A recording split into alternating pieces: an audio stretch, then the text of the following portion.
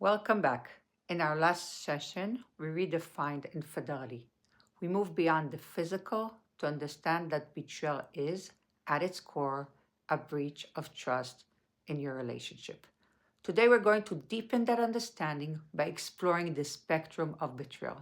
Infidelity is not a single uniform event, it isn't a box that you simply check, it exists on a continuum.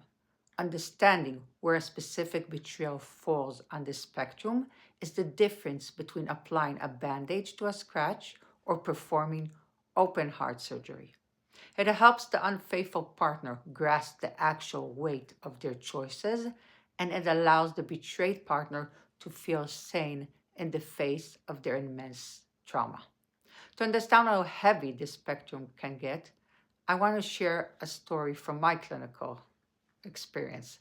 Names have been changed, but the gravity of the situation is very real. I work with a couple, let's call them Sarah and David. Sarah had been married for 50 years, 5 decades of history, children, grandchildren, and shared sacrifices. One afternoon, Sarah is scrolling through on Instagram, like we all do, looking for photos of her own grandkids, when a profile popped up. She clicked, and there, on her screen, was a photo that shattered her reality. It was a picture of a 12-year-old boy.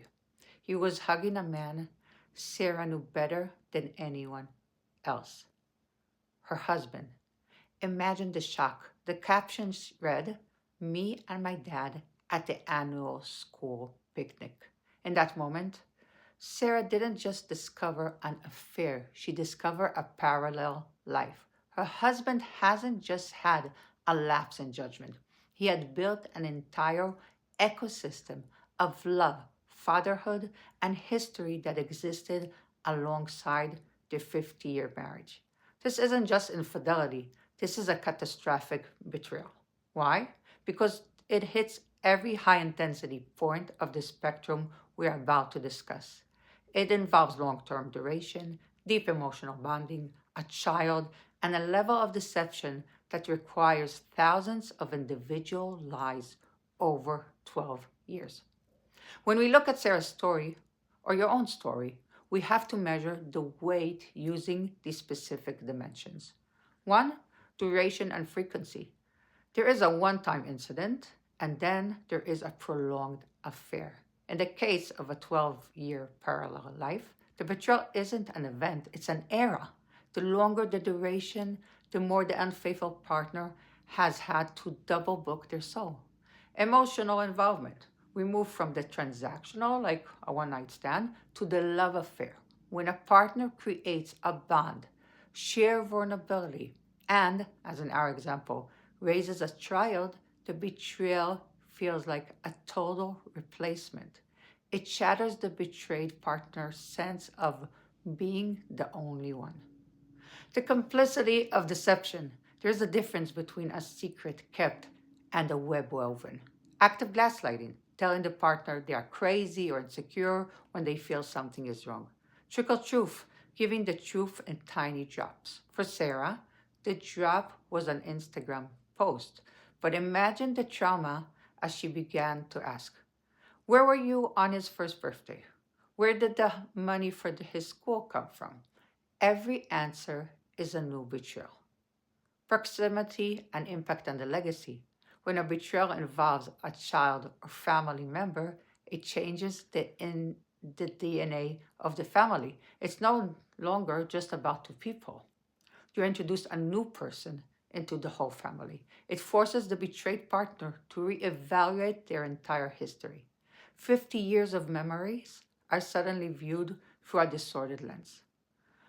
Why does the spectrum even matter? For the betrayed, if you're Sarah and someone tells you to just forgive and move on, it feels like an assault. Understanding that your betrayal is at the further end of the spectrum validates why you feel like your heart has been put through a shredder. You are not dramatic, you're responding to a massive structural collapse of trust. For the unfaithful, you must move beyond the I'm sorry. If you have lived a double life, sorry, yes, it's crucial to say, but it's the first step of a 10,000-mile journey. You have to acknowledge the cumulative damage of every lie told every year. For the couple, we collaborate the repair. You cannot fix a 12-year parallel life with a weekend retreat. It requires a rigorous, transparent, and long term therapeutic process to even begin to find a new normal.